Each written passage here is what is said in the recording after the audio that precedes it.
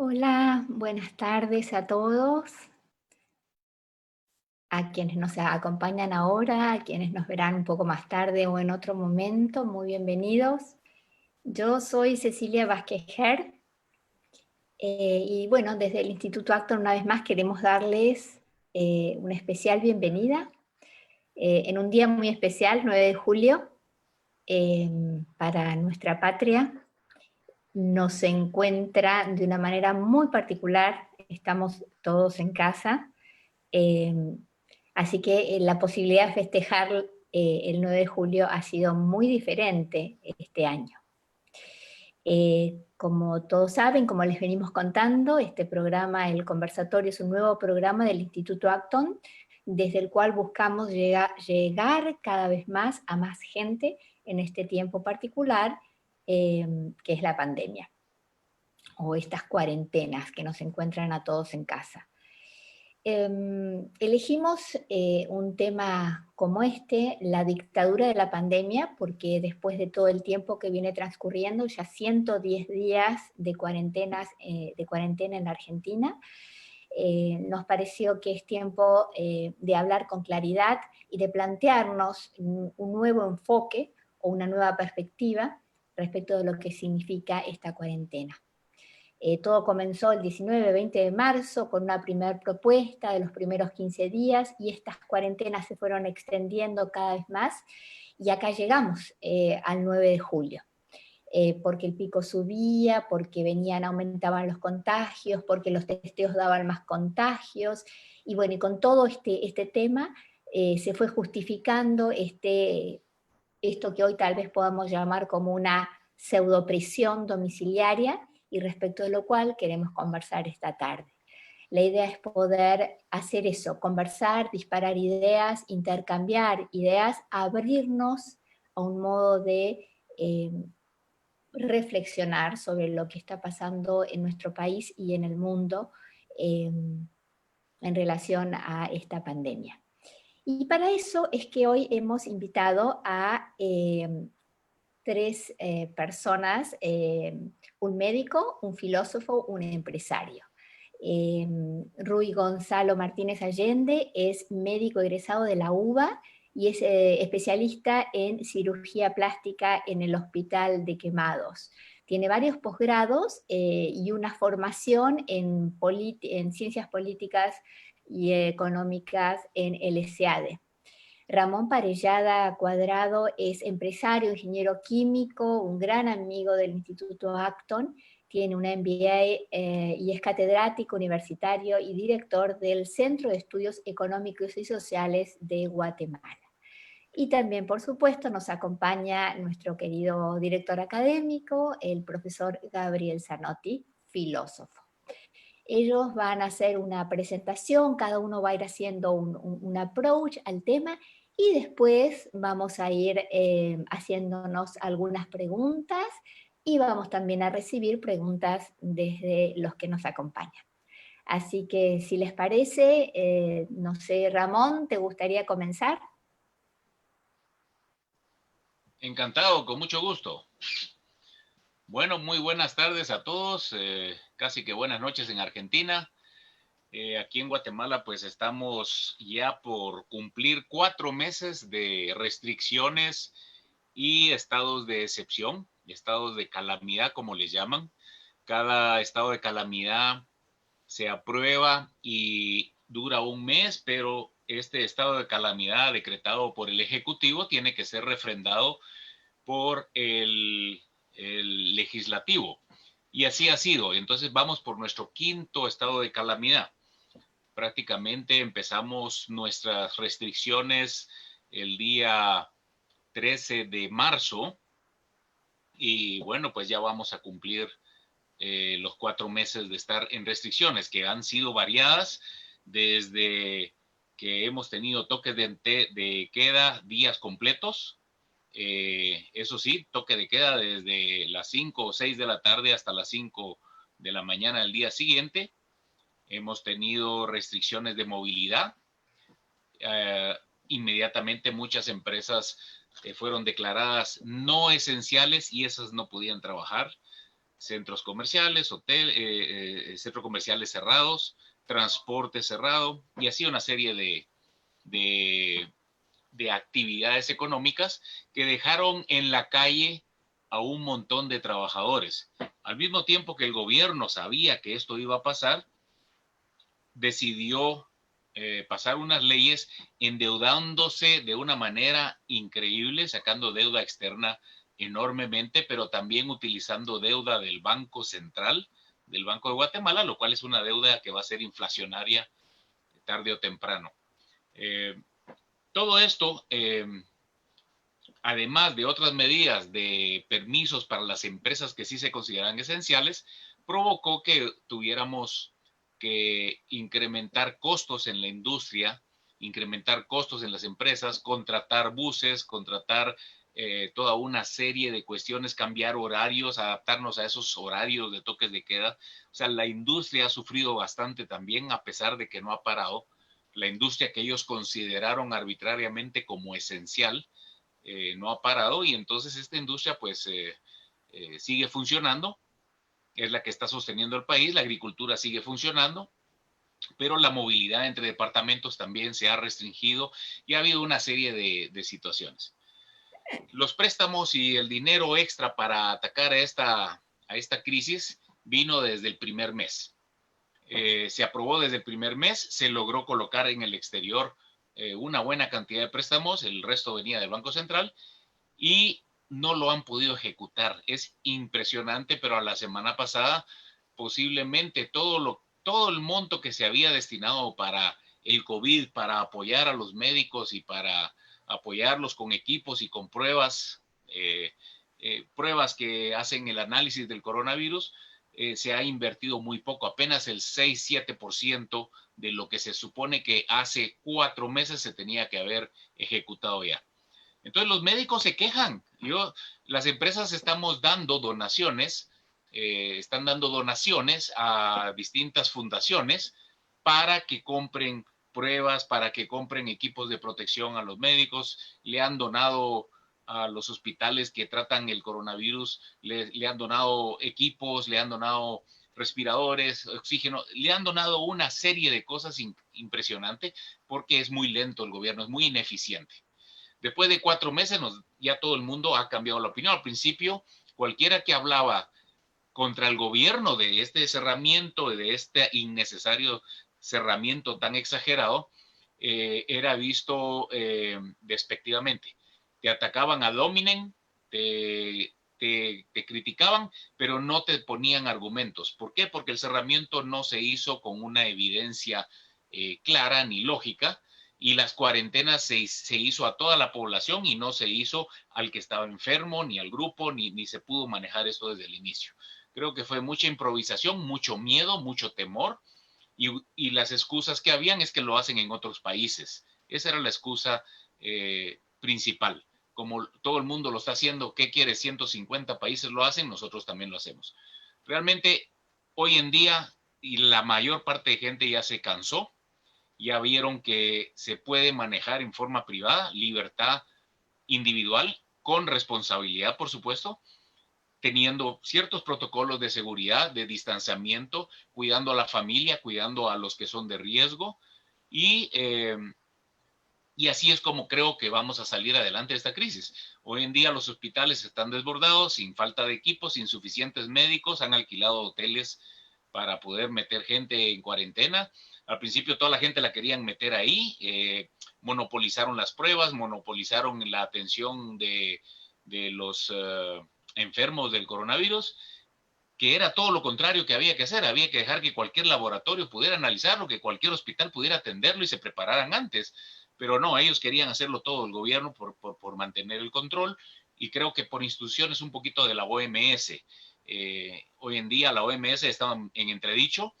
Aquí también ya se están cansando un poquito de los protocolos de la OMS, y creo que ya están cambiando algunas cuestiones. ¿Qué resultado tenemos?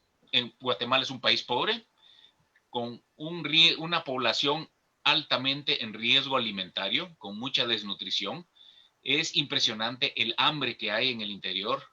el hambre que se ha incrementado, la gente que está sin ingresos, y la ayuda que ofreció el gobierno no le ha llegado a todos, ni le va a llegar a todos. Y no le ha llegado en el momento que tenía que haberle llegado. Le está llegando muy tarde y a cuentagotas a los que les llegan.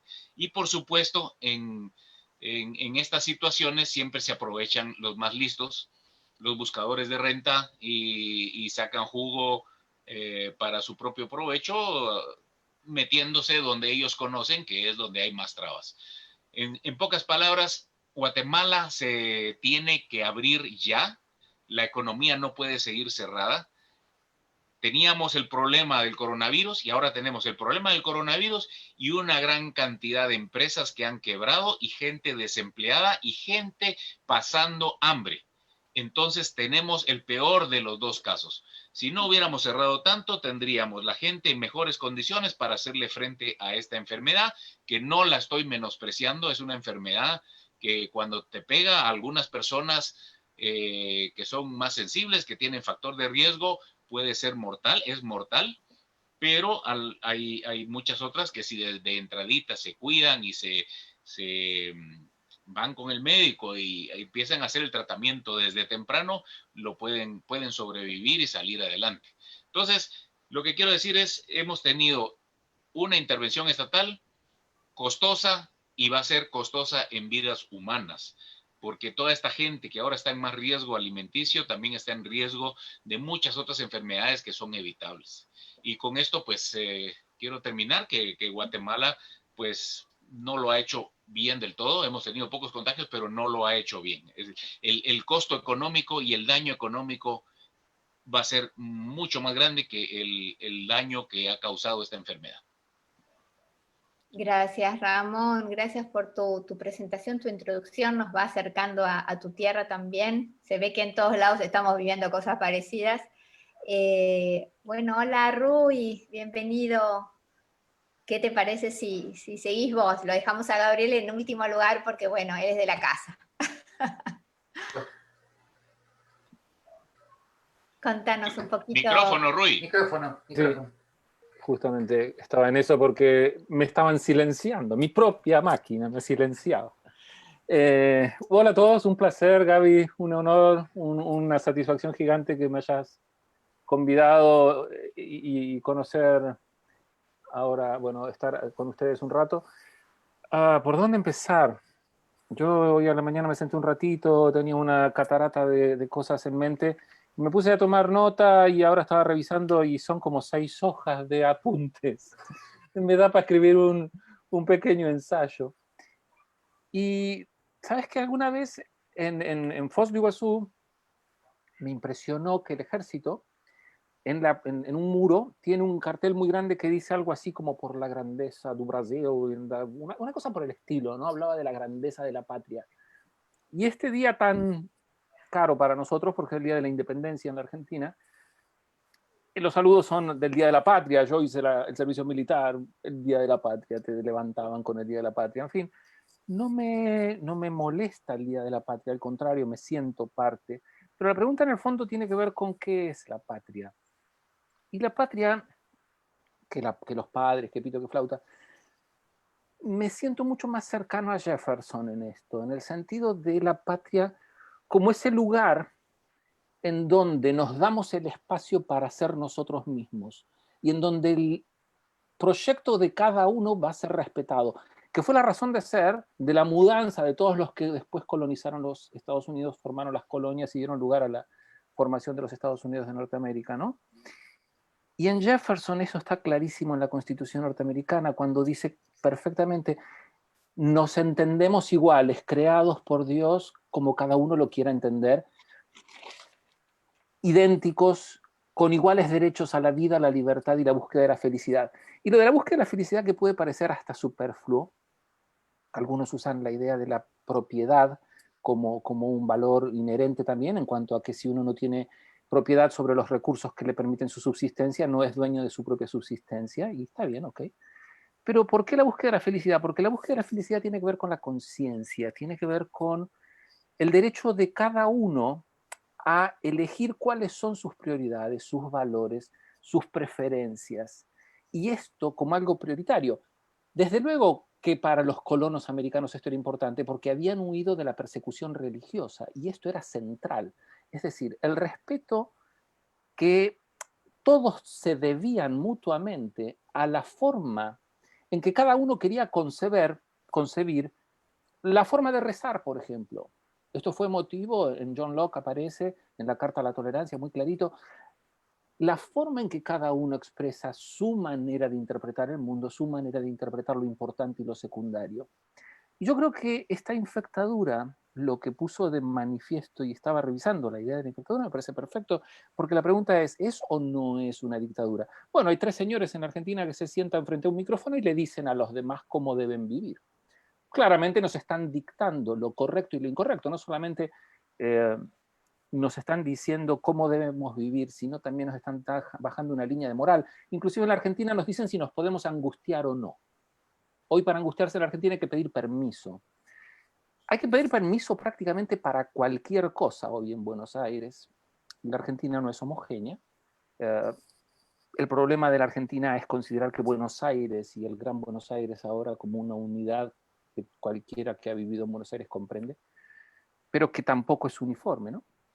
Entonces, en el fondo, sí, claro que es una dictadura. Pero como decía Popper, a mí no me preocupa mucho que ellos lo intenten. Me preocupa que no tengamos capacidad para ponerle freno. Decía Popper, no tiene sentido esperar que el próximo príncipe sea bueno, magnánimo, sabio. Porque la realidad es que la historia muestra que no lo han sido nunca. Siempre han sido uno más pusilánime que el siguiente. Algunos han sido francamente idiotas, mentalmente insanos. Algunos francamente perversos. Y permítaseme, yo creo que nosotros hoy estamos gobernados por un cínico, porque si uno ve lo que dijo y lo que dice, lo que hizo y lo que hace, claramente nuestro presidente es un cínico. Y me parece que el problema no es tanto lo que intentan, sino cuál es nuestra capacidad para ponerle un límite. Alguna vez, hablando con Joaquín Migliore, yo le planteaba que el derecho empieza en la punta de la espada. ¿Y cómo es eso? ¿Cómo es eso con ese modo tan simpático que él tenía de decir? Y sí, porque si uno no es capaz de plantarse, y hoy de alguna manera la gente en la calle se ha plantado, y ha dicho, no, discúlpeme jefe, usted tiene un límite, usted no puede hacer lo que se le da la gana. Y ahí aparece el rol de la justicia, y creo que acá aparece un problema que tiene que ver con la confusión de los roles del Estado. Permítanme muy brevemente. Cuando uno tiene necesidad de tomar una decisión colectiva, claramente se junta con los demás, y hay organizaciones que lo hacen en forma unánime.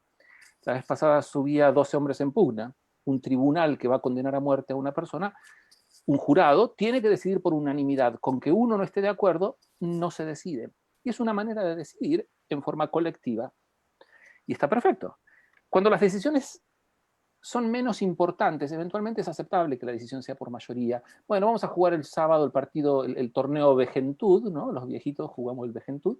Y hay que comprar las camisetas. Entonces, bueno, ¿cuánta plata ponemos? Sí, mira, valen 1.000 pesos, ok, 1.000 pesos cada uno. ¿Estamos todos de acuerdo? Sí, 1.000 pesos, dale, 1.000 pesos. Alguien puede proponer 5, yo no puedo. Mira, estableces un presupuesto y un proyecto. Y se decide quién va a ejecutar el presupuesto. Es decir, quién va a agarrar el dinero, va a ir, va a hacer las compras y va a volver. Con las camisetas, las medias, los pantaloncitos, tendrá cierta potestad para elegir si es rojo oscuro o rojo claro, pero va a tener que ser rojo porque los colores del equipo somos la roja. Y rendirá cuentas, traerá el vuelto, quiero creer, ¿no? El Ejecutivo hace eso, va, ejecuta el presupuesto, vuelve y rinde cuentas. Los representantes, cuando somos muchos miles, porque no tiene sentido que hablemos todo, porque en el fondo somos cuántas opiniones sobre un tema puede haber. De manera tal que juntas 4 o 5 que dicen lo que va a decir el grueso de la población, estadísticamente esto es bastante fácil de determinar, y entre 4 o 5 personas se obtiene una representación de la población, en fin. Pero todo esto se ha subvertido. ¿Por qué se ha subvertido? Porque los representantes han dejado de ser representantes y se han convertido en legisladores. Legisladores significa que vienen a decirnos de qué manera tenemos que vivir. Vienen a decirnos lo que es correcto y lo que es incorrecto, lo que es moral y lo que es inmoral. Yo no te elegí para eso. Es como que el administrador del consorcio me venga a decir a mí cuánta sal le tengo que poner a las lentejas. Me parece que no tiene mucho que ver el tema. Entonces, creo que ahí hay una subversión muy importante en el sentido de la representación y la legislación, el rol del legislador. Y esto se ha convertido en una especie de torneo, ¿no? Después vienen y te dicen, no, porque los legisladores no legislaron, no crearon ninguna ley nueva. Gracias a Dios. Ojalá sigan así mucho tiempo. Deberían derogar unas cuantas, me parece. Y por supuesto el tema del poder ejecutivo, que también se arroga hoy la potestad del poder centralizado, ¿no? La suma del poder público, porque para peor en la Argentina no funcionan las instituciones. Y lo que no funciona, que es el freno, es la justicia. Entonces, cuando vos te encontrás con que un país entero, durante los últimos 80 años, desde 1930 para acá, por supuesto que uno puede encontrar ejemplos de ausencia de la justicia o injusticias en todas partes y en todo tiempo, pero hay una especie de sistema por el cual la justicia ha sido cooptada y su rol de ponerle un freno, sobre todo a los otros poderes y establecer este sistema de contrapesos que ha hecho tan poderosos a los Estados Unidos, falla por completo. Entonces, en el fondo, volviendo a mi pregunta inicial, si la razón de ser de la patria es permitirle a cada uno ser lo mejor de sí mismo, el rol del liderazgo no es más que ese.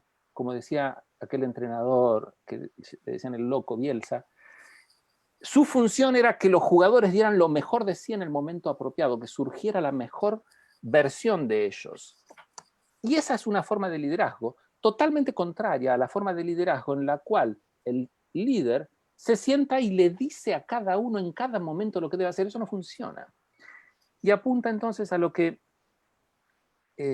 estábamos diciendo sobre cuánta libertad le da el Estado a la gente o cuánto permitimos que el Estado nos quite de las posibilidades de llevar adelante nuestros proyectos de vida. Y, por ejemplo, en términos del diagnóstico, ¿por qué es posible que el Estado haya monopolizado los test diagnósticos? ¿Por qué es posible que el Estado monopolice los criterios diagnósticos? Esto es absurdo, ningún médico lo va a aceptar en ningún lugar del mundo. De hecho, los médicos, todos los médicos que yo conozco, no lo aceptan, y los médicos se siguen rigiendo por los criterios médicos de responsabilidad que son indelegables. Un médico sabe cuándo diagnosticar COVID, pero ayer la ministra de Salud dijo que cualquier catarro es COVID hasta que se demuestre lo contrario. Yo entiendo el espíritu de lo que está diciendo es, no bajemos la guardia porque la COVID es una gripe, y una gripe es una neumonía, no es un catarro de vías aéreas superiores, es una enfermedad seria. Pero es una enfermedad tan seria que de la población de bajo riesgo, es decir, por debajo de los 50 años, 2 de cada 10.000 fallecen, es decir, 9.998 salen airosos sin ningún problema. Y si uno toma la población general, toda la población, esto es en el orden de los 2 por 1000, es decir, 998 de cada 1000 infectados van a salir adelante sin ningún problema. En consecuencia, creo que el grave problema que hemos cometido los médicos en este caso, y en particular los expertos, y esto le doy pie a Gabriel porque yo he aprendido con él este tema y lo repito en mis clases, y cuando yo lo repito me miran con ojos exorbitados. Feyerabend advertía sobre este tema de cuando las asociaciones científicas se arrogan la verdad revelada y la ofrecen generosamente, y las asambleas mayoritarias la imponen con peso de ley, bajo pena de sanciones si uno no acata la verdad revelada, tenemos un serio problema. Porque en primer lugar, en la ciencia hay falibilidad y esta falibilidad no ha sido considerada. Es decir, ellos creen que son infalibles. Pero además en su generosidad, bondad y sabia y magnánimos, ¿no? Nos lo ofrecen, pero si no nos gusta tienen otros métodos. Y esto me parece que es lo más grave de lo que está sucediendo, porque ha sembrado en la población la idea de que si ellos no pedalean el mundo no gira. Y esto no es verdad. Entonces hoy, para cualquier cosa, la gente está esperando que vengan y te muevan la piedra. Hay un terremoto en Chile, la gente sentada sobre las piedras esperando que venga el gobierno a moverlas. Pero vos no tenés brazos, no podés hacer nada por tu propia cuenta e iniciativa. No hay ninguna libertad, ninguna posibilidad de que uno mismo asuma su vida.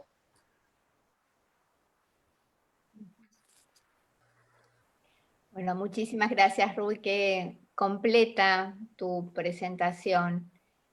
Bueno, Gabriel, ¿qué tenés para decirnos a esta altura de lo que está pasando con esto de la pandemia y por qué le hemos dado a llamar ya la dictadura de la pandemia? Contanos qué querés compartir. Bien, por un lado, por suerte, las dos exposiciones han sido tan sintéticamente completas que, gracias a Dios, me queda poco para decir. simplemente yo en todas estas exposiciones comienzo diciendo, recordando lo que ya recordó Rui.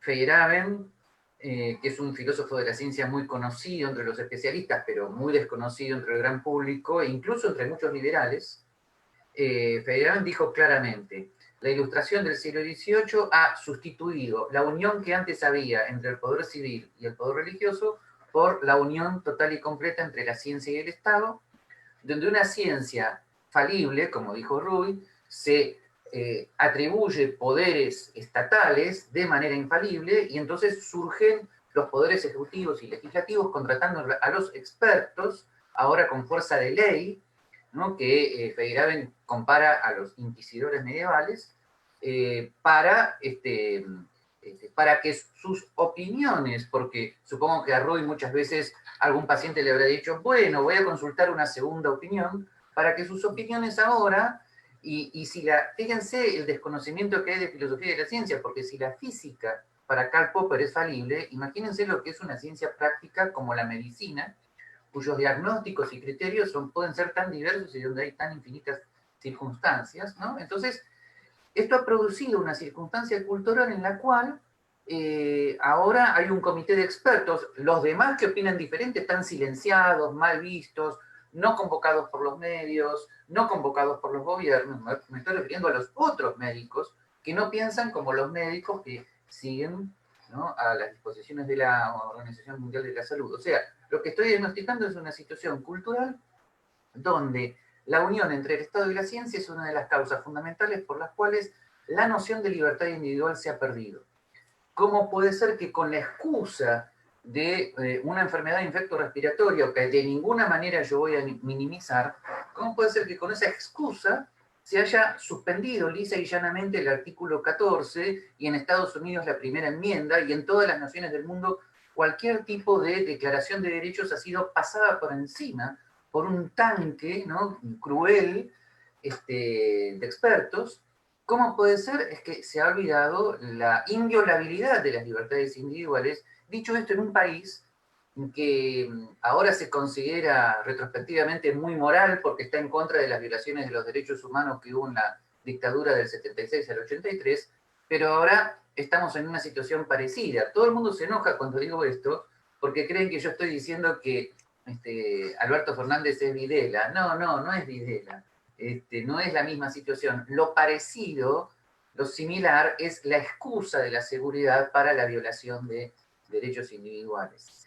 Y especialmente lo más dramático para mí ha sido el caso de la libertad religiosa, ¿no?, con la complicidad de las autoridades religiosas al respecto, pero que es una complicidad por ignorancia, ¿no?, porque ellas mismas han renunciado a su derecho de libertad religiosa porque creen que la soberanía del Estado es absoluta. Curiosamente, era la tesis de Marsilio de Padua, fuertemente combatida, ¿no?, en ese momento por los pensadores católicos y cristianos más importantes. Bien, entonces,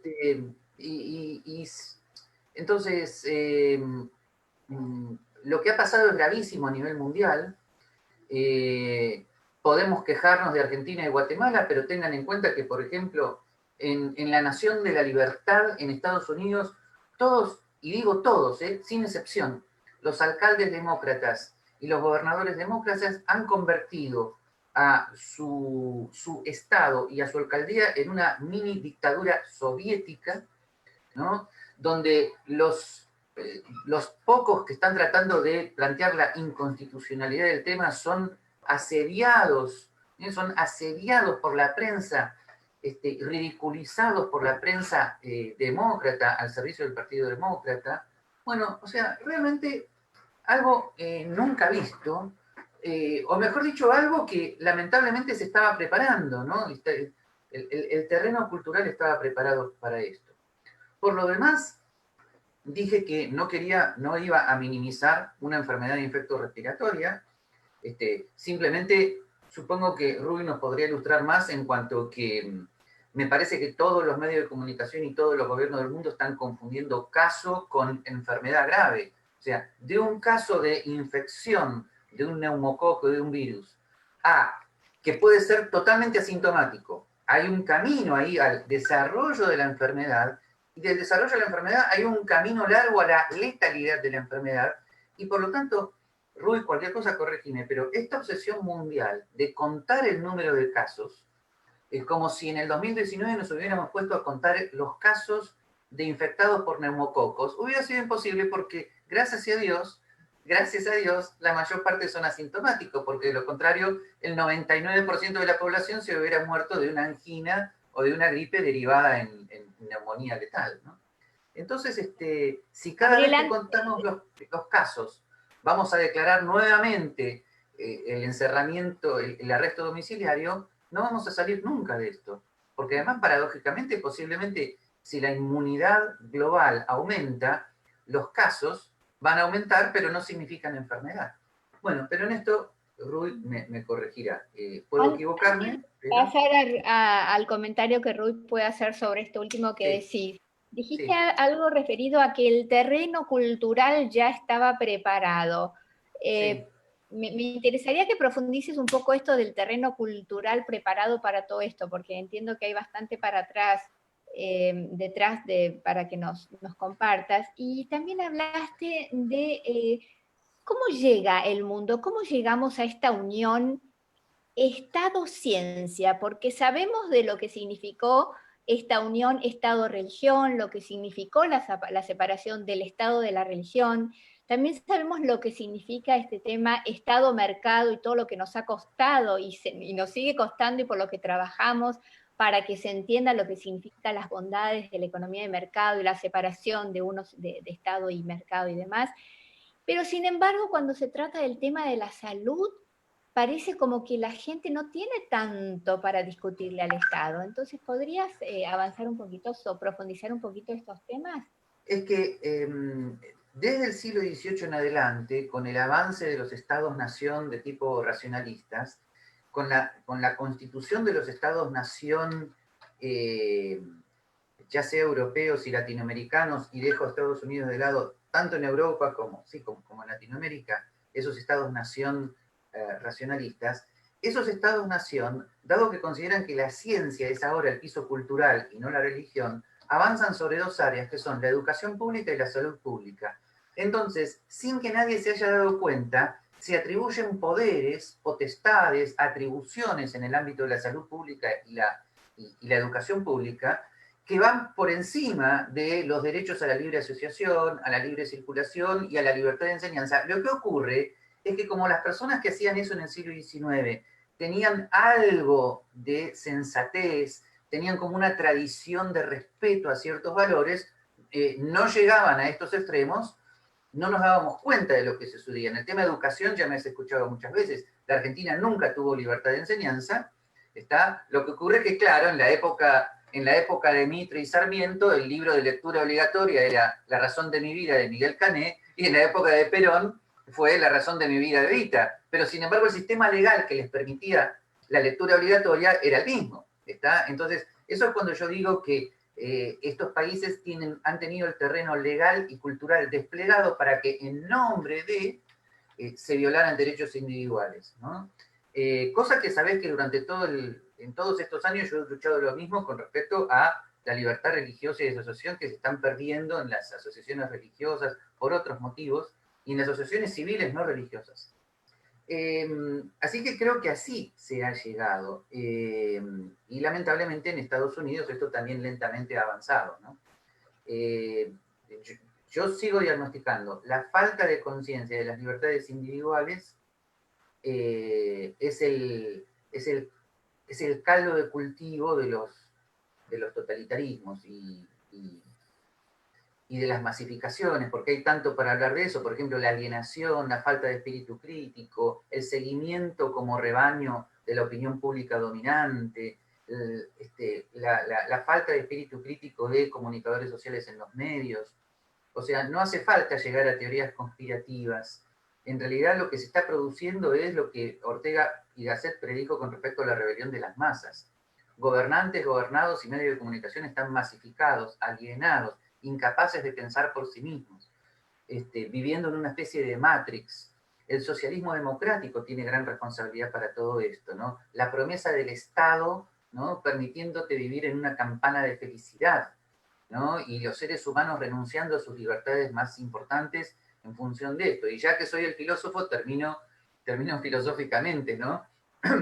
¿Qué tipo de vida es? ¿Llamamos vida a la sobrevivencia en una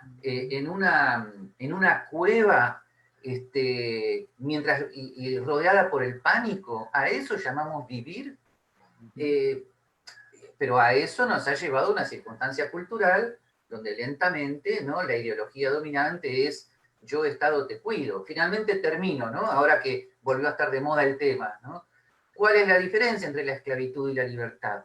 Contrariamente a lo que piensan muchos, había esclavos en las plantaciones del sur de Estados Unidos que eran bien tratados por sus dueños. Tenían de comer, estaban bien vestidos, se podían casar, todo bien. ¿Cuál era el problema? El problema es que eran esclavos. Entonces, gente, aún en el mejor de los mundos posibles, aún en el caso, por ejemplo, como dice Ramón, de que el presupuesto hubiera llegado, aún en ese caso sos esclavo. No es una vida digna de ser vivida, es inhumano. ¿Está? Es así de simple. Gracias, muchas gracias, Gabriel. Indudablemente el tema de las libertades individuales es un tema central siempre, lo es para Acton siempre, y lo es en este tiempo que estamos viviendo. Ramón, contanos un poquito cómo están viviendo el tema de las libertades individuales en Guatemala, qué conciencia tiene la gente, esto que mencionó Rui, qué tan preocupante es, muy preocupante. Por un lado, la transgresión de las libertades. Por otro lado, es qué conciencia tenemos los ciudadanos de lo que esto significa. A mí me gusta decir últimamente mucho cuando me refiero al tema de las libertades individuales, cuando lo hablo con amigos, cuando comparto en algún lado, con las libertades individuales, Estado, no te metas. Tenemos que poner un freno, tenemos que hablar, tenemos que poder salir a la defensa. Pero para defender algo con pasión y convicción hay que conocer de qué se trata, hay que amarlo y entonces así poder defenderlo. ¿Cómo ves un poco que se está viviendo esto en tu tierra, en tu sociedad, entre tu gente? Bueno, al inicio, como yo mencionaba antes, la mayor parte de la gente estaba con miedo y apoyando las medidas del presidente y del gobierno. Los poquitos que hablamos en contra de esas medidas que nos parecieron violatorias de los derechos individuales y de la libertad, caímos en desgracia. Pero bueno, al principio éramos muy pocos, igual aquí, igual en Argentina, igual en otras partes del mundo.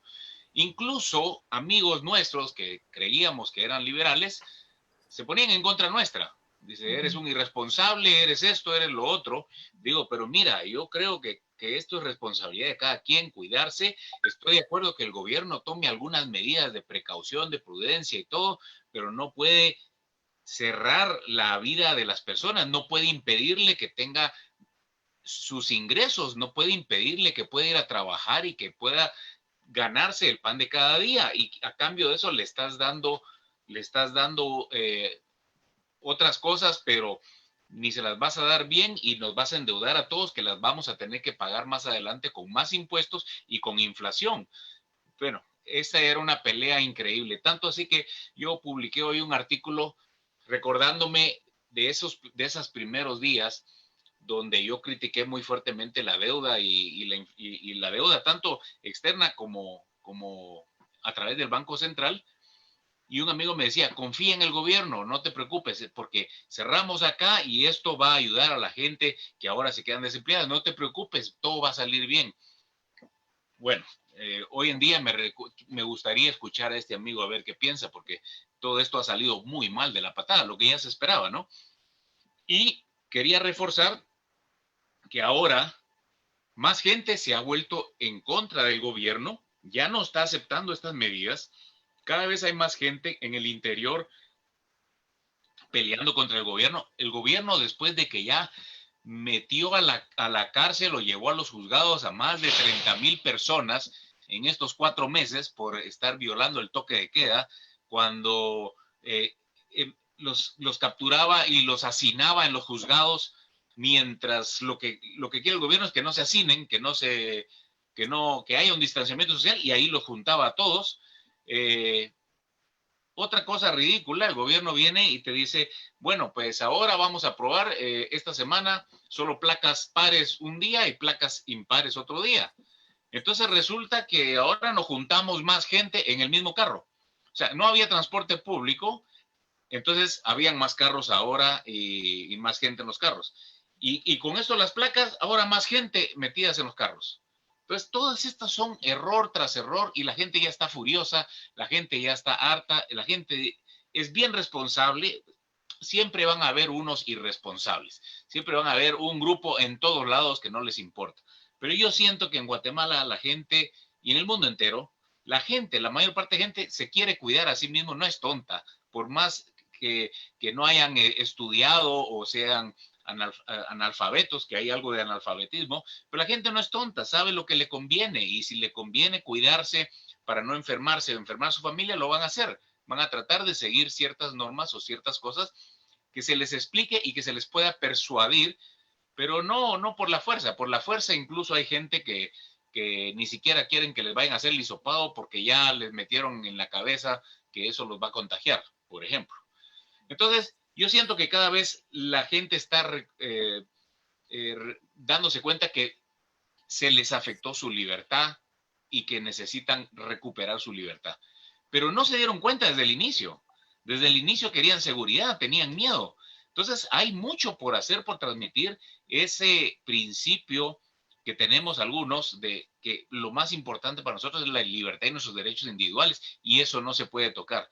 Yo mencionaba lo de Suecia y todo el mundo decía, no, que en Suecia hubo muchos muertos y hubo esto y hubo lo otro, y siempre salen artículos criticando a Suecia.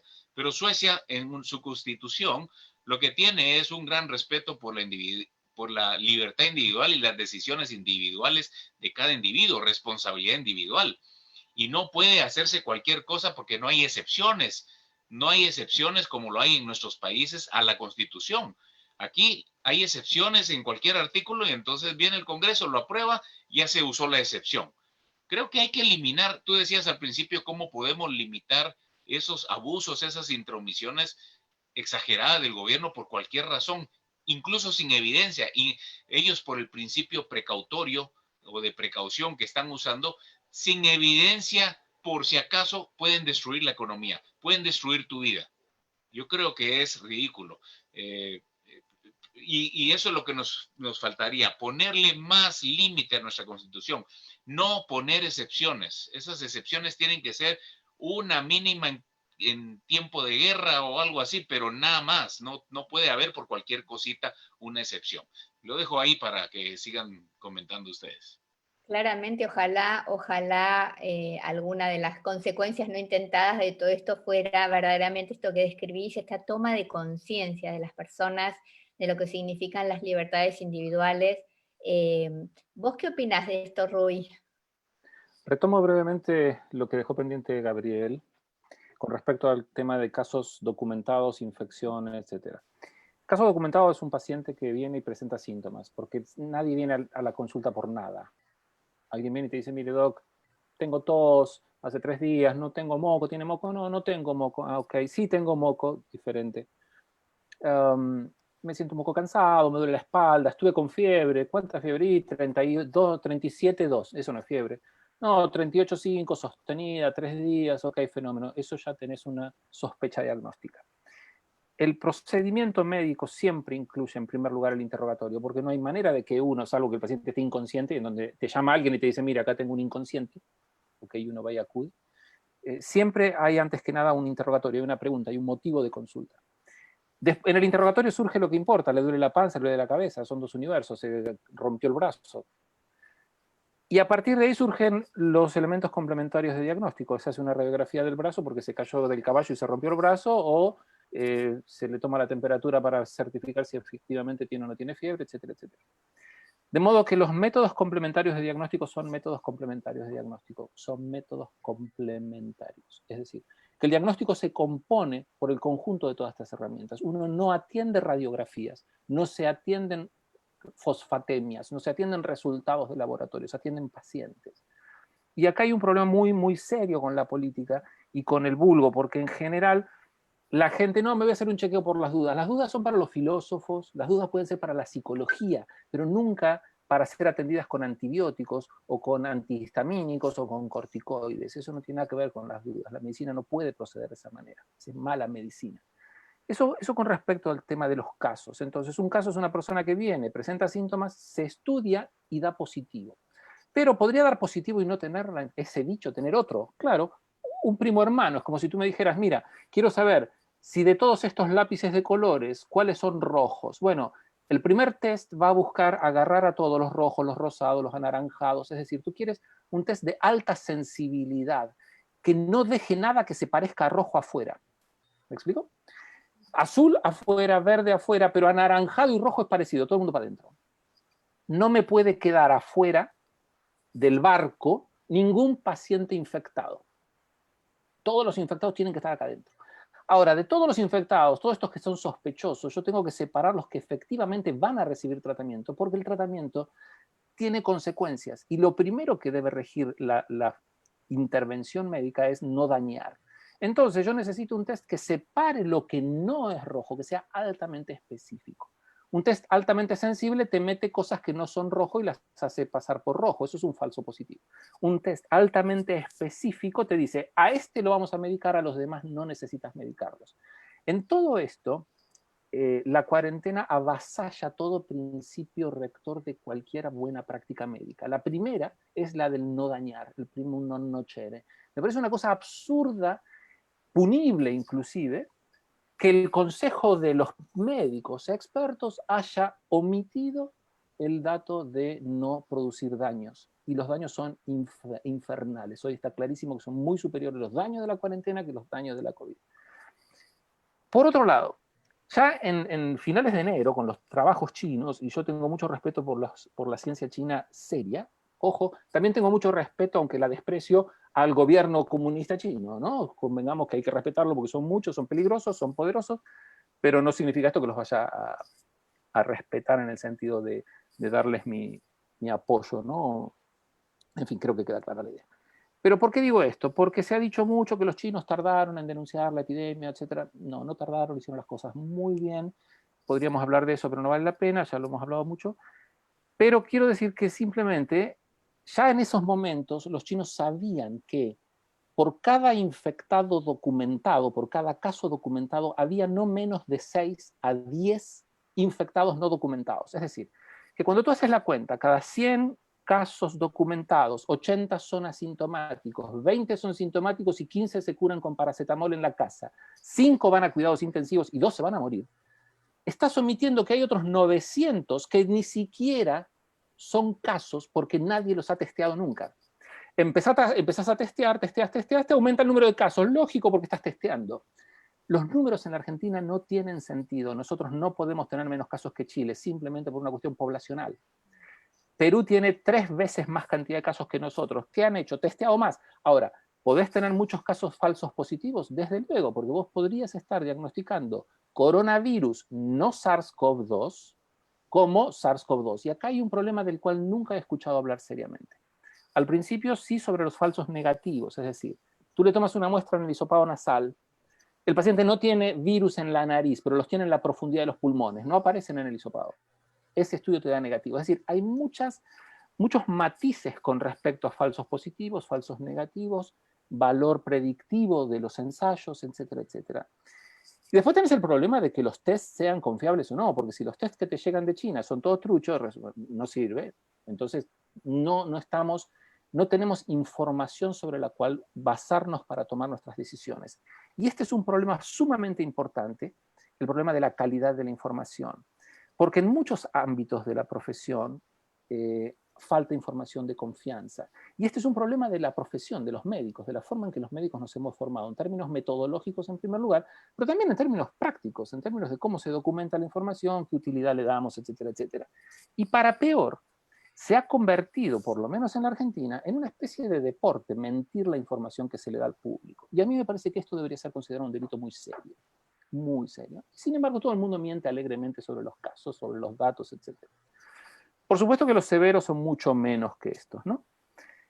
Entonces, Cuando uno considera los severos y los muertos, tenés que ponerle los muertos por otras razones afuera. La influenza es una gripe. Influenza tiene que ver con la influencia de los astros hace 3, 4 siglos atrás, cuando se encontró el primer caso de influenza. Influenza, neumonía por influenza bacteria, Haemophilus influenzae, es otro negocio. En estos suelen ser complicaciones, tanto en la gripe viral. Las gripes son neumonías virales, es decir, enfermedades profundas de los pulmones. Catarro de vías aéreas superiores, tenés moco, eso es otra cosa. La gripe te manda a la cama, fiebre alta, muy mal estado general. La COVID es una gripe, punto. Basta con esto de que la COVID es una gripecita. No, no existen las gripecitas. Las gripes son enfermedades serias, pues son enfermedades de los pulmones, son enfermedades profundas. Ahora, cuando tú separas, te encuentras con que la gripe en la Argentina, esto es un estudio de hace pocos años atrás, sobre 12 años de estudios, 4.500 muertos por año en el periodo mayo-octubre, que es el periodo invernal. Por eso se la llama gripe estacional. Son 4.500 muertos por mes, 21.500 muertos al año. De eso nadie dice nada. Tampoco te dicen que el periodo abarca la pre- y posvacunación, y la vacunación no produjo ningún cambio en los pacientes adultos. La vacunación sí protegió a los niños menores de 5 años, a los cuales la influenza mata, cosa que la COVID no. Pero la vacuna de la gripe no sirve para proteger a los viejos. Esto no lo dice nadie porque atrás se te derrumba un negocio monumental que es vacunar a todos los viejos. Millones de dólares atrás de esto. Me parece una cosa de la cual también deberíamos hablar. Y sobre el terreno cultural, la vez pasada leí un artículo, estaba buscando la fuente y no la encuentro, que hablaba de la victimización. Por detrás de lo que decía Gaby, me parece que hay algo que tiene que ver con esto.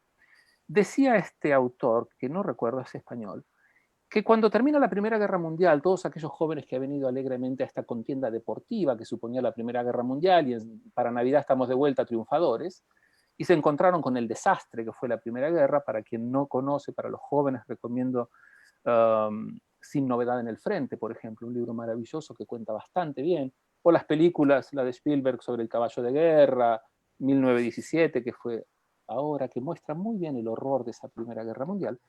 Volvieron todos víctimas de los que los habían mandado a la guerra. Nunca asumieron su responsabilidad sobre su propia decisión de ir a la guerra como si fuera una contienda deportiva. Se pusieron a sí mismos en el rol de víctimas. Esto podría haber sido entendible psicológicamente, pero poco tiempo después, sobre todo en los filósofos franceses, en Marcuse y demás, aparece la justificación filosófica de la victimización. Entonces hoy tenés con que los negros son víctimas de los blancos, las mujeres de los hombres, los del sur de los del norte, los petizos de los altos, los gordos de los flacos, y somos todos víctimas de alguien. Y todas las víctimas reclaman el resarcimiento. Entonces somos todos deudores de alguien. Y en este negocio aparece Robin Hood compensando. Por supuesto que entre partir y repartir nos quedamos con la mejor parte, la parte del león siempre se la quedan ellos. Entonces yo creo que acá hay un problema de fundamento, de basamento cultural muy serio por detrás de esta idea de la victimización. Vos te vas a encontrar con dos actitudes muy diferentes en dos tipos de personas. Clint Eastwood, que a los 90 y pico de años hace La Mula, un peliculón, y él sigue jugando el rol de un galán, de un hombre de 90 y pico de años, pero que hace su propia producción, la actúa, la vende, hace todo. Y por el otro lado te encontrás con los otros que son unos llorones que andan victimizándose pidiendo subsidios. Y no voy a dar nombre, todo el mundo conoce alguno. Entonces yo creo que ahí hay un tema súper importante. Y el otro que estoy leyendo en las preguntas, y ayer apareció la falta de fundamento teórico para defender los valores de la libertad. Ayer Mauricio Macri habló en público, dijo cosas con las cuales yo estoy de acuerdo, pero le faltó fundamentación filosófico-teórica para decir, señores, discúlpenme, pero acá hay un punto muy sencillo. Usted no tiene derecho a decirme a mí cómo yo debo vivir o cómo no puedo vivir. Me parece que ahí hay un punto muy serio. José Luis Patiño es un diputado liberal que se puso a hacer la maestría en ESEADE justamente porque se dio cuenta en los debates en la sala de representantes que le faltaban estos elementos teóricos para defender su posición. Y ahí me parece que hay un elemento sumamente importante. Porque lo que aparece en los comentarios es que la libertad siempre conlleva irresponsabilidad. ¿Te imaginas lo que hubiera pasado si hubiéramos dejado que cada quien hiciera lo que se le diera la gana? Bueno, hubieran pagado las consecuencias los que se hubieran comportado irresponsablemente.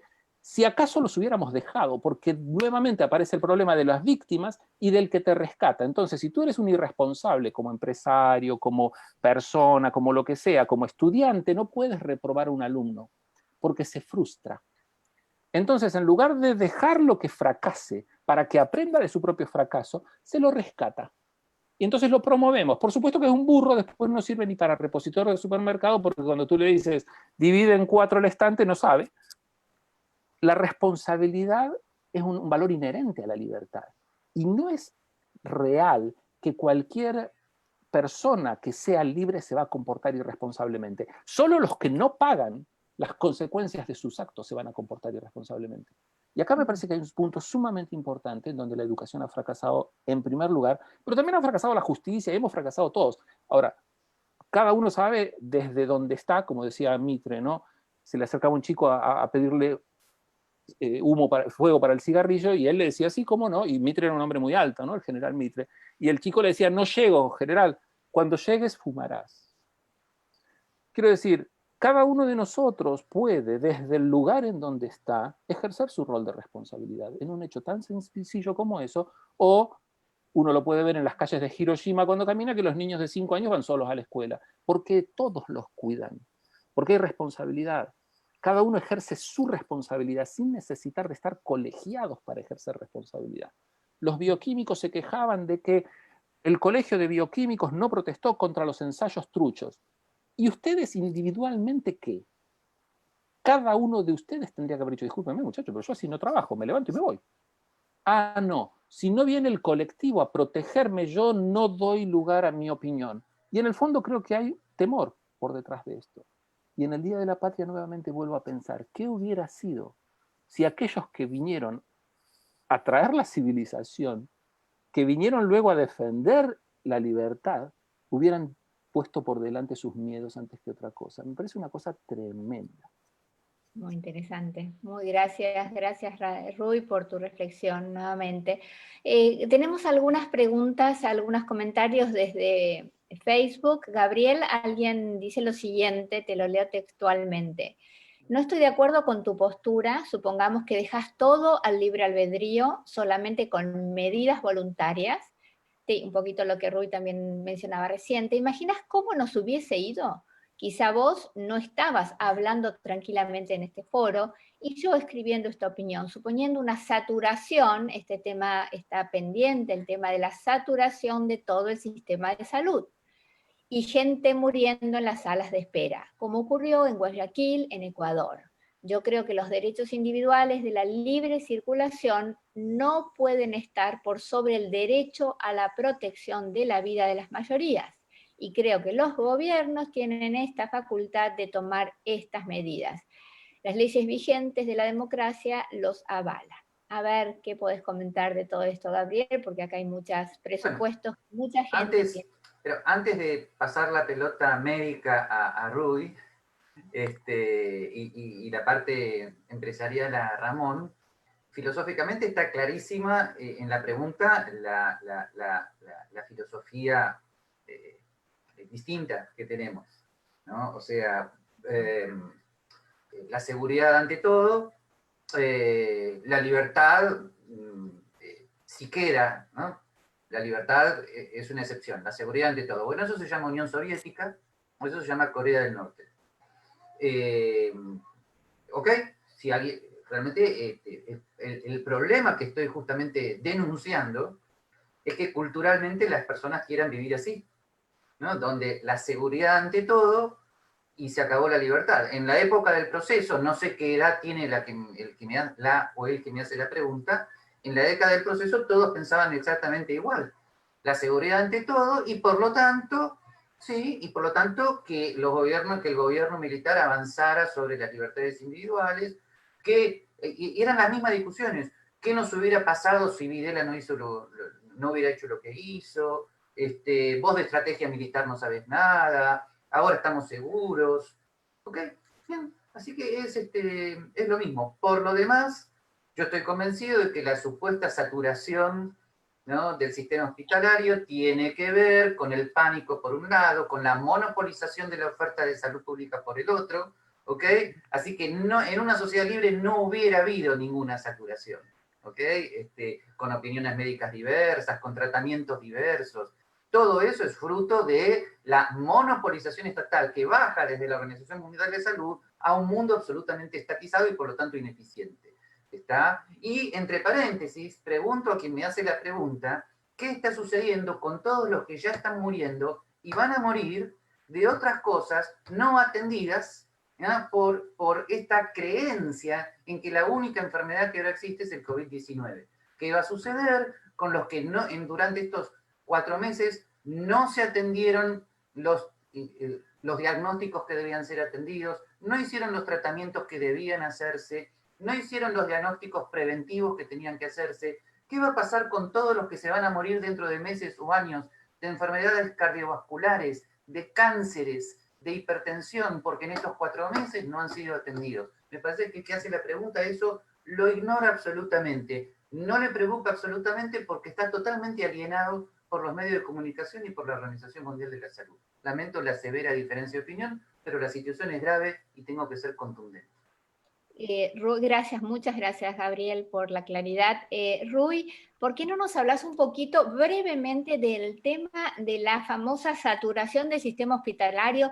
¿Qué está pasando en Argentina con el sistema privado? ¿Qué está pasando con los hospitales públicos? Y realmente, ¿a quién se está hospitalizando? ¿Quiénes están muriendo? Y ciertamente, ¿qué información? ¿Por qué esto no se conoce verdaderamente? Porque también la gente opina porque lee mucha de la información que se da y desconoce otro tipo de información sobre este tema. Ok, es muy difícil responder porque no tenemos datos confiables. Uno tiene que confiar en los datos. A ver, yo aprendí hace mucho tiempo en un congreso, venía de un congreso y la secretaria del congreso me dice, ¿por qué no te llevas los libros? Yo no te los puedo pagar. Mira, me dice, son $100. Mira, no puedo. No importa, pesaban 45 toneladas, me dice, llévatelos igual, yo no me los quiero llevar de vuelta, a vos te sirven, me los pagás cuando puedas. Ok, cómo no. Tiempo después, perdón, que tengo el gato moviéndome la pantalla. Tiempo después, le llamo un año después, le digo, mira, Grace, te pido 1000 disculpas, pero no he podido reunir el dinero, las circunstancias en Argentina cambiaron, vos sabés cómo es esto. No te preocupes, me dice, yo sé que cuando puedas me lo vas a pagar. Imagínate mi preocupación por cumplir, porque yo sabía que no iba a poder jamás presentarme públicamente en ningún sitio donde Grace me conociera y la conociera otra gente, porque iba a carecer completamente de credibilidad. Quiero decir con esto, la credibilidad es un valor importante que lamentablemente en la Argentina en particular, no sé cómo es Ramón en Guatemala, pero yo creo que nuestros países tienen virtudes y defectos muy parecidos, ha caído bastante en desuso, es decir, es lo mismo, total. Hay mucho fake news, todo ese tema, pero la credibilidad es importante. En principio, yo le doy al otro la derecha en términos de credibilidad. Hoy el gobierno en la Argentina dice que la tasa de ocupación de camas de terapia intensiva oscila alrededor del 50%. En términos de administración hospitalaria, eso es criminal. ¿Por qué es criminal? Porque las camas de terapia intensiva siempre trabajaron a cama caliente. Siempre. Nunca hay cama de terapia intensiva en ningún lado. Se programan perfectamente bien las cirugías para que, si un paciente necesita la cama de terapia intensiva, entre y salga en tiempo, etcétera, etcétera. Está claro que la COVID plantea desafíos médicos súper distintos, prolongadas internaciones en terapia intensiva, etcétera, etcétera. Pero eso es un tema médico fascinante para la medicina intensiva, pero no importantísimo para la salud pública. Ok, todo lo que uno quiera, pero en términos de salud pública, hoy el problema principal me parece que tiene mucho más que ver con lo que decía Gabriel. Una enorme cantidad de gente que se muere en su casa con accidentes cerebrovasculares, infartos, porque, a ver, que de repente no hay más cáncer de mama. Hace 1/3 de los pacientes, es muy fácil hacer la cuenta, agarren la cuenta de cualquier año y digan, dividan por 3, todos esos pacientes no han recibido atención este año. Ni por infarto, ni por accidente cerebrovascular, por nada, por apendicitis, con suerte en una guardia. Entonces acá tenemos un problema sumamente serio que me parece que inclusive tiene visos de punibilidad. Debería haber penas penales, ¿no? Debería haber castigos penales porque hay un compromiso de respeto. Yo tengo un contrato para una prestación médica que se me niega. ¿Con qué derecho se me niega? Para preservar ese derecho de ser atendido para otra persona que posiblemente nunca venga. Esto jurídicamente no tiene el menor sentido. Discúlpenme, yo no soy jurista, pero me parece que es clarísimo que no tiene ningún sentido negarle la atención a alguien para dársela a alguien que posiblemente venga o no. Por lo que se ha visto, parece que no. Entonces acá me parece que hay un punto importante. Y lo otro es que en el fondo el problema desnuda que han malversado el dinero público. En la Argentina el 70% de la prestación está en manos privadas, pero la presencia del Estado es omnipresente, porque el Estado pone límites a los precios, a todo, ¿no?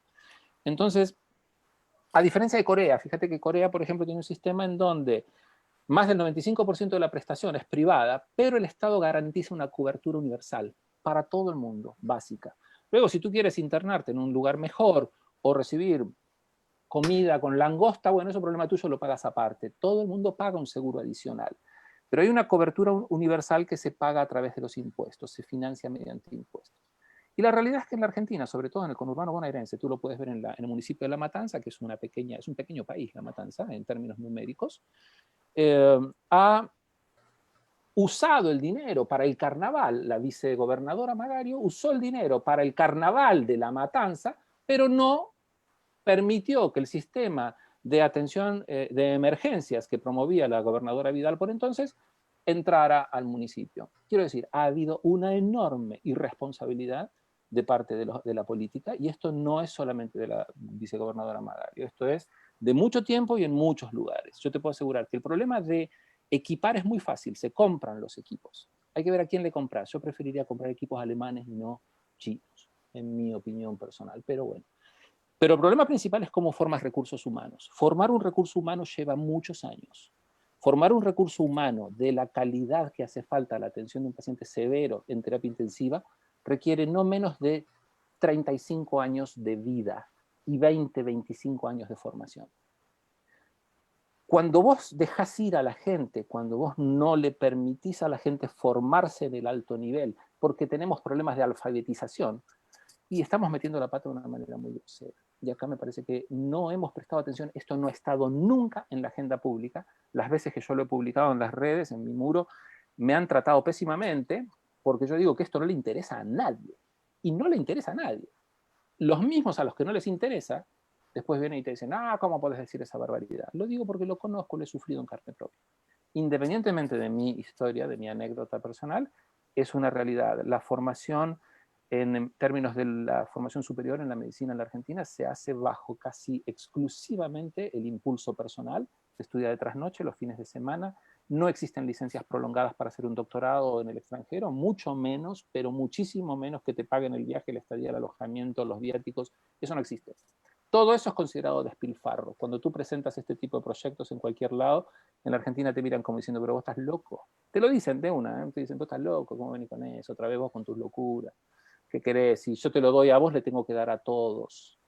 Este es el discurso. Ahora perdona que te interrumpa, con los datos o la información que vos podés interpretar de la que tenés siendo médico, ¿vos pensás que puede llegar a haber una saturación diferente a la que hay todos los años en el sistema de salud en esta época del año? Mira, es muy difícil de saber porque las estimaciones se basan en una idea que es bastante loca. Un auto de Fórmula 1 acelera de 0 a 100 en 2 segundos, ¿cierto? Quiere decir que si sigue acelerando a esa velocidad, en una hora llega a la velocidad de la luz. Bueno, eso no existe. De la misma manera que si tú haces la cuenta como hizo el Imperial College, que si vos tenés 2 casos, 4 casos, 6 casos, 8 casos, después vas a tener 2 millones de muertos. Es la cuenta que hizo el Imperial College. Eso no se vio. Cuando vos ves lo que pasó en los lugares en donde quedó más abierta la epidemia, en Suecia, vos me decís, no, tienen 5.000 muertos. Ok, tienen la tasa de muertos por millón más alta de Europa, abajo de España, Italia, Bélgica, ojo.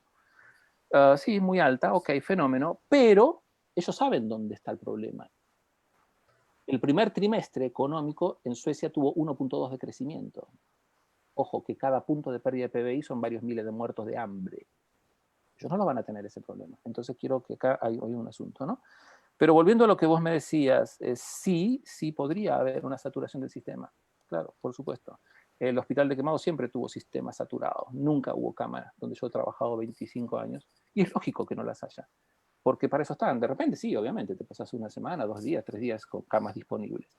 Pero las camas se calculan para optimizar recursos. Entonces tú estás siempre trabajando los recursos en el límite, los recursos son escasos. Entonces yo no voy a poner 100 camas de terapia intensiva donde necesito 10, eso es un despilfarro. Pondré 12, tendré 2 de margen de seguridad y el resto del dinero lo usaré para disponibilidad de excretas, servicios cloacales, provisión de agua potable, que han salvado mucho más vidas que una cama de terapia intensiva, ¿se entiende? Entonces, cuando hoy me dices, vamos a usar miles de millones de dólares en comprar equipamiento para montar, decuplicar la cantidad de camas de terapia intensiva, te digo, ojo que estamos tirando el dinero, ¿eh? Porque después cuando no las necesites, ¿qué las vas a hacer todas esas camas? ¿Me explico? Yo creo que ahí hay razones de mercado que también están siendo omitidas y obviadas y que nos van a costar caro. Hay un despilfarro en ese sentido. No sé si he respondido. Muchas gracias, Rui. Acá del público de la audiencia alguien nos comenta lo siguiente. Suecia demostró que la cantidad de muertes acumuladas en menores de 65 años en el 2020 con COVID, pero sin cuarentena, es exactamente igual al promedio 2015-2019. La cuarentena no tiene sentido. Sí, el cuidado individual, el lavado de manos, el uso de barbijo. Es un comentario. ¿Qué opinan de la declaración sobre que un resfrío es COVID-19 hasta que se demuestre lo contrario? Ok, tomo yo. Rapidísimo. Yo entiendo lo que quiso decir la ministra. Me parece que la ministra está bien formada. Me parece que lo que quiso decir tuvo la mejor intención. ¿Qué quiere decir? Cuando yo recibo un paciente, a ver, cuando fue la epidemia de SIDA, los primeros casos, todos eran HIV positivos hasta que se demostrara lo contrario, e inclusive si se demostrara lo contrario. ¿Qué quiere decir? Yo tengo que siempre estar precavido. Como profesional tengo que cuidarme, cuidar a los demás, protegerme. En el hospital es lo mismo. Ahora, desde la perspectiva de la atención médica, no, de ninguna manera. Un paciente con un resfriado es un resfriado, un paciente COVID positivo con síntomas es una cosa, sin síntomas es otra. No sé si lo he respondido bien. Bien, hay una preguntita que me gustaría hacerles. Desde el comienzo se habló del tema de los bienes esenciales y no esenciales. Indudablemente lo que fue, al principio parecía estar claro, bueno, qué es lo esencial, lo no esencial, como si fuera, pero dentro de esto se consideró como bien no esencial, por ejemplo, a los bienes espirituales, las prácticas religiosas, el atender al templo, todo esto fue considerado bienes no esenciales. ¿Quién decidió qué bienes eran esenciales o no esenciales? Un grupo de personas que ciertamente no están preparadas para decidirlo. ¿Hay alguien preparado para decidirlo? Y tendría que ser alguien que tenga el suficiente conocimiento para entender qué es lo esencial y no esencial en el mundo de encuentros intersubjetivos. A ver, Gabriel, ¿qué nos podés decir o aclarar desde, pues indudablemente esta es una pregunta filosófica con implicancias prácticas concretas muy grandes, muy importantes, que sigue pegando fuerte y que tiene consecuencias en la vida de las personas, en lo económico, en lo psicológico? Yo voy a decir una cosa muy rápida, pero luego le voy a pasar la palabra a Ramón porque él tocó el tema al principio. Exactamente. Así que yo lo muy sencillito que tengo para decir es que en una sociedad libre son las decisiones libres y los contratos libres entre las personas los que deciden qué es lo esencial y qué no es lo esencial. Independientemente de, porque ahora parece que todos se volvieron aristotélicos, ¿no? Independientemente de los debates filosóficos sobre si las esencias pueden ser conocidas o no. ¿Está? Así que ahora de repente a los gobiernos cuando les conviene se hacen posmodernos y cuando les conviene se hacen aristotélicos. El año pasado, si yo me quería autopercibir como perro, era perro, y si ahora en cambio un gobierno con criterio positivista declara que yo esencialmente estoy enfermo, lo declara. Bueno, en fin, no comments. Ramón, habla vos porque yo si no me sigo enojando y esto no sirve. Dale. No, estoy de acuerdo. El otro día le preguntaron a un dueño de una maquila que por qué estaba trabajando si su empresa no era esencial. Y él dice, bueno, es esencial para mis trabajadores, es esencial para la gente que vive de esto, de sus ingresos, ¿no? ¿Por qué me dice que no es esencial? Y estaban haciendo las mascarillas para mandarlas a todo el mundo, que había una gran demanda de mascarillas, ¿no? El otro tema que surgió muchas veces dice, bueno, la gente puede ir al mercado, puede ir al supermercado, va al banco, ahora hacen más colas, se juntan más, están más abarrotados porque los horarios se redujeron y porque hay menos días a la semana que pueden ir y no pueden ir a la iglesia y no pueden ir a un centro comercial donde va a haber un poco más de control y las personas responsablemente pueden tener más control y no pueden ir a las universidades donde se ha demostrado que la enfermedad es casi cero riesgo para personas menores de 25 años, y una serie de cuestiones. Entonces, tú no te puedes explicar esta división de esencial y no esencial. La hicieron en base a que no se junte la gente, pero se juntan por un lado y unas cosas sí y otras cosas no. Entonces, definitivamente fue una mala decisión, y creo que esa decisión, como dijo Rui, afectó muchísimo el PIB, y cada % de PIB es una barbaridad en hambre y en miseria de la población más que está en más riesgo alimentario. Y sobre todo en Guatemala, por ejemplo, tenemos un 70% de la economía informal. La gente, si no va a trabajar, no come ese día, así de sencillo. Y si no hay trabajo, no come. Y si se cierran los trabajos por la fuerza, por la coerción, porque ahí es por coerción, entonces esta gente está dejando de comer, dejando de vivir, culpa del gobierno. No porque el gobierno les dé las condiciones para que puedan desarrollarse, ser más libres y ganarse el sustento del día, ¿no? Entonces, yo sí creo que ha sido una mala decisión a nivel mundial, porque estas son cosas que venían ya de otros países y venía de la OMS. Totalmente, totalmente. Acá preguntan, Ramón, ¿qué lectura le das a las protestas que hubo en Guatemala? Bueno, ya la gente empezó a protestar, los críticos, la protesta era para que se abriera la economía lo antes posible. Y los críticos, los defensores del gobierno y muchos net centers empezaron a tratar de descalificarlos ad hominem, porque si era una persona rubia la que iba a protestar, o porque si eran gente que iban en un carro en vez de ir a pie, porque si iba gente que era de ciertas zonas. Entonces las trataron de desprestigiar, no por el hecho de la protesta en sí, sino por la gente que iba. Entonces, o sea, ya el tema se volvió ideológico también. Y hay una polarización entre los que defienden al gobierno y los que supuestamente... esta ideologización viene porque el gobierno salió defendiendo la salud y en vez del dinero, la vida en vez del dinero, la vida en vez de la economía, cuando realmente lo que hay es vida contra vidas. La economía es vida, son vidas humanas, es vida, y estamos afectando la economía, estamos destruyendo vidas. Y eso no lo ve el gobierno. Las muertes causadas por el COVID van a ser menores, como decía Rui, que las muertes causadas por todas las enfermedades evitables, que antes la gente se podía comprar su pastillita para mantener controlada su presión o lo que sea, y ahora ya no, se descuida, ya no fue al médico para sus controles normales o pequeñas intervenciones que tenían que hacer, porque también se prohibió eso. Las consultas externas y ciertas consultas normales se prohibieron. Fue ridículo. Realmente esto nunca se había visto antes. Entonces, ¿qué es esencial y qué no es esencial? ¿Para quién? Yo creo que es un grave error haber cerrado de entradita. Sí, los hospitales están saturados, pero la gente y al principio el gobierno puso un freno para que las personas pudieran conseguir pruebas por su cuenta, pudieran hacer tratamientos por su cuenta. Hoy en día el mercado funciona.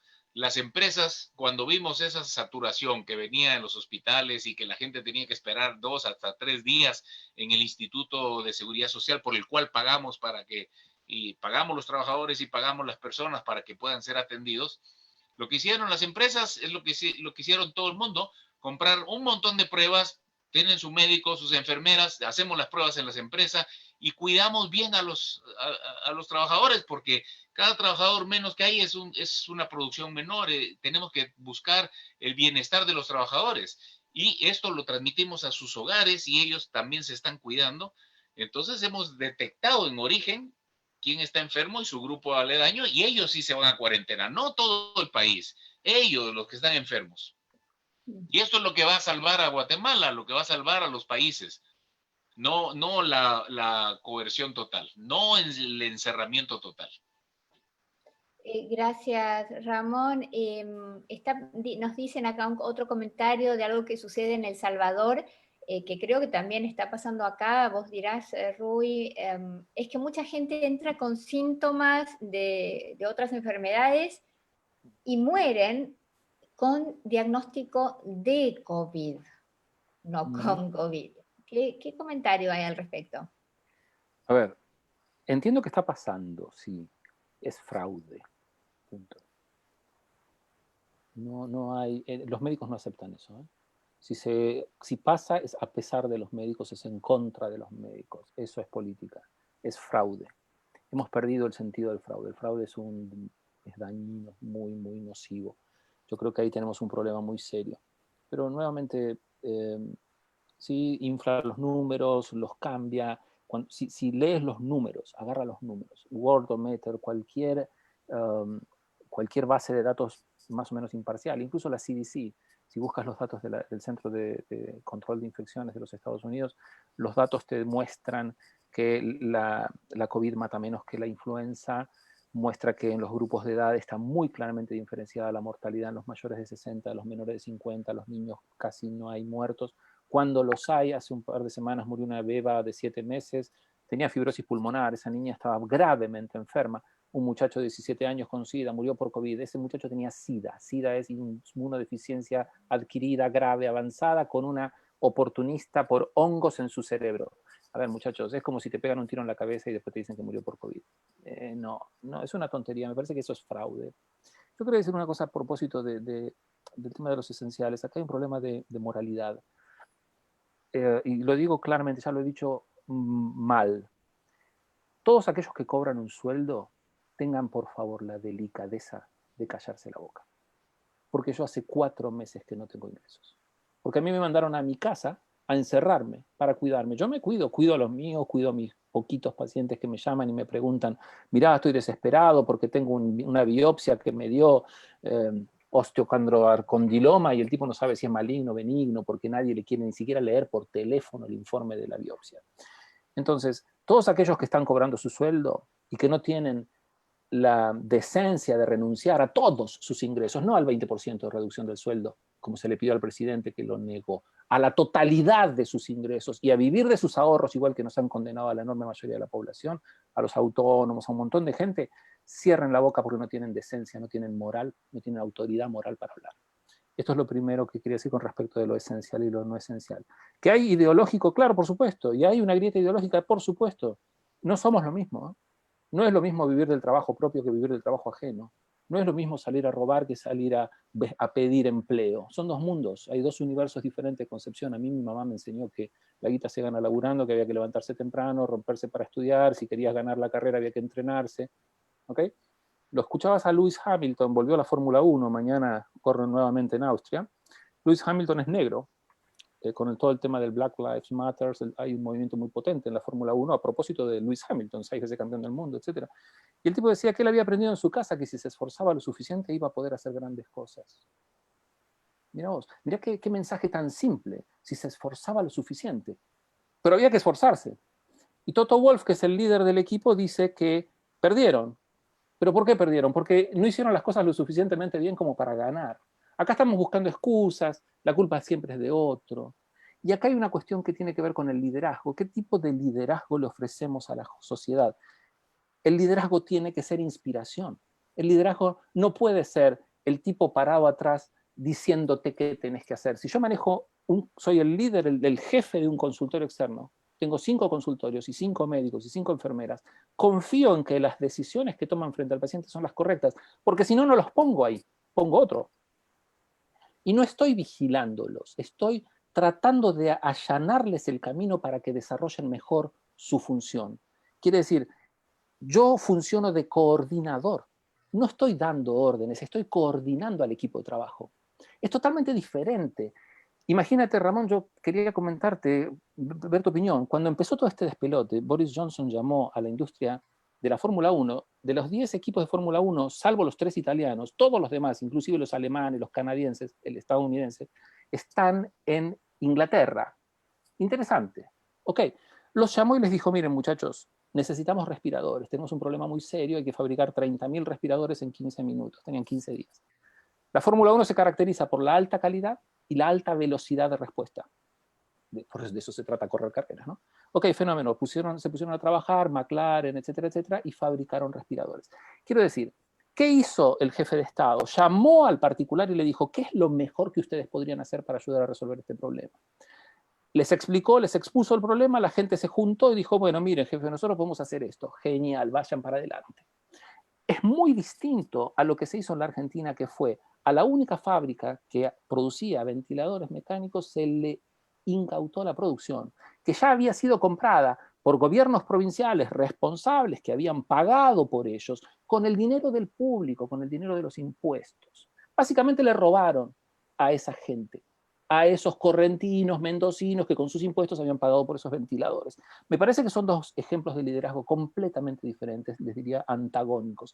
Cada uno puede elegir qué tipo de liderazgo prefiere. Yo prefiero el liderazgo que le diga a la gente, bueno muchachos, pónganse a trabajar a ver qué hacen, darle a la gente responsabilidad, apelar a la responsabilidad, dar información, ser honestos y ser veraces en la información que se ofrece.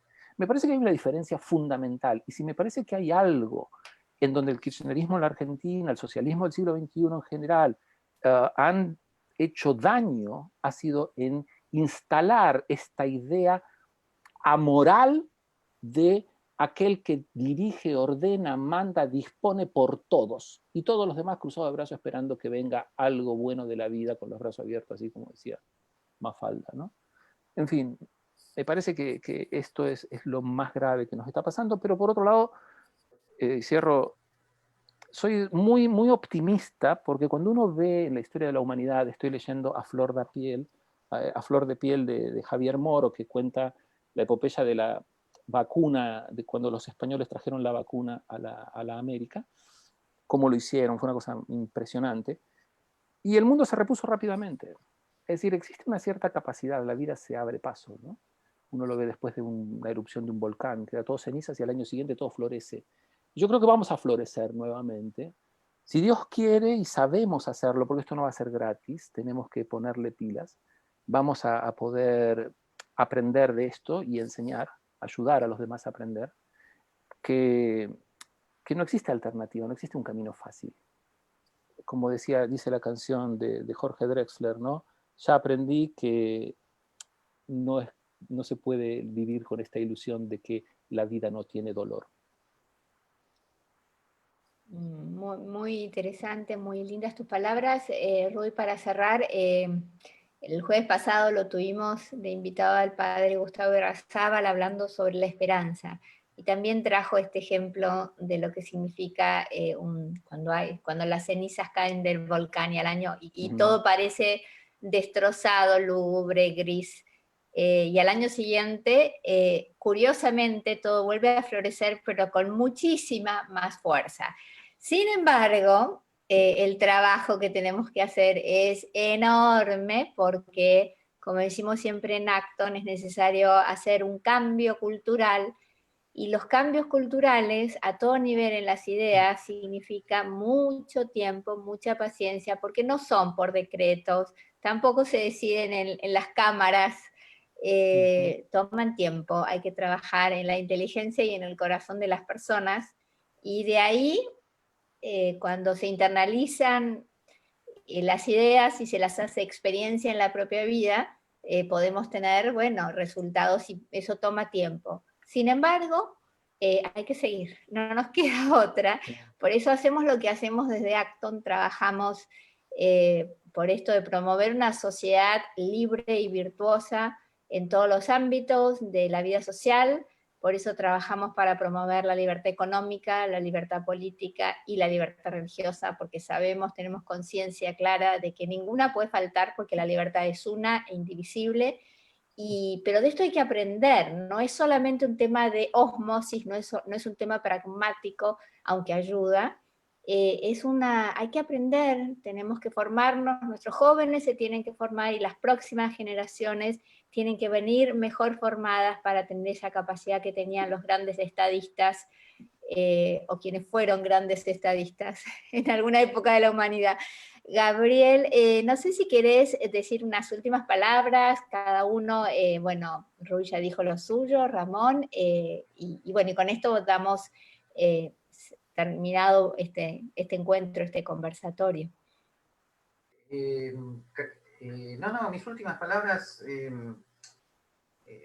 van a ser muy simples. Recomiendo a la audiencia que vea de vuelta la película Wall-E, que vea cómo vivían los que habitaban ese crucero. Que la vean de vuelta con sus hijos, es una película para ver en familia. Y luego se pregunten si eso es vida. Porque a eso, en el mejor de los mundos posibles, o sea, en el caso de que no hubiera escasez, a eso nos están conduciendo. A eso. No sé, los demás, ¿con qué quieren cerrar? Bueno, Rui habló al principio de Jefferson y decía Jefferson que si cedes la libertad por seguridad, al final vas a perder tanto la libertad como la seguridad. Y es decir, no te mereces ni la libertad ni la seguridad. Entonces, yo creo que hay que tener en cuenta eso, tener en mente que yo estoy muy positivo porque todo esto está dándole un nuevo valor a la libertad, aunque nos haya costado mucho. El costo fue enorme, pero veo cada vez más gente volcándose. Se ha dado cuenta que fue un error, se ha dado cuenta que la libertad vale la pena, que no se les puede restringir sus derechos, que sus derechos son importantes. Y bueno, el miedo ya se está quitando y se están dando cuenta que vale la pena arriesgar y que eso es la libertad. La libertad es arriesgar, pero es permitir que la gente lleve sus propios proyectos de vida y viva su vida como ellos quieran y no como otros quieren que la vivan. Así que mi mensaje siempre es positivo y yo creo que hay que hacer más para transmitir este mensaje de ese amor y esa defensa irrestricta a la libertad y a los derechos individuales. Muchísimas gracias, Ramón Parellada, desde Guatemala. Un abrazo enorme a todos nuestros amigos de Guatemala, Instituto Fe y Libertad, USM y toda tu gente. Gracias, Rui, por incorporarte hoy a este conversatorio. Nos súper enriqueciste. Fue una maravilla tu aporte tan interdisciplinar, porque eso es muy importante. Vos sos médico, pero indudablemente tenés un background que te permite tener una visión interdisciplinar y eso nos ayuda mucho porque eso es Acton. Y bueno, gracias Gabriel por tu aporte, como siempre, tu presencia. Nos encontramos en el próximo conversatorio, no sabemos si es el jueves que viene o el otro, ya se van a enterar, pero por favor, como les decimos siempre, compartan este espacio con otros, díganles que está bueno venir, porque crecemos en red y porque si algo bueno tiene toda esta cuarentena, es que nos obligó a desarrollar todas las herramientas del Zoom, de la interconectividad a través de Internet, y podemos llegar a un montón de lugares con más necesidad y hacernos amigos afuera y pedirle a los amigos que se hagan amigos, y bueno, y así llevar este mensaje y promover esta misión por una sociedad libre y virtuosa. Muchísimas gracias, gracias Luli, porque hoy 9 de julio al pie del cañón ayudándonos con esta transmisión. Gracias. Gracias a todos.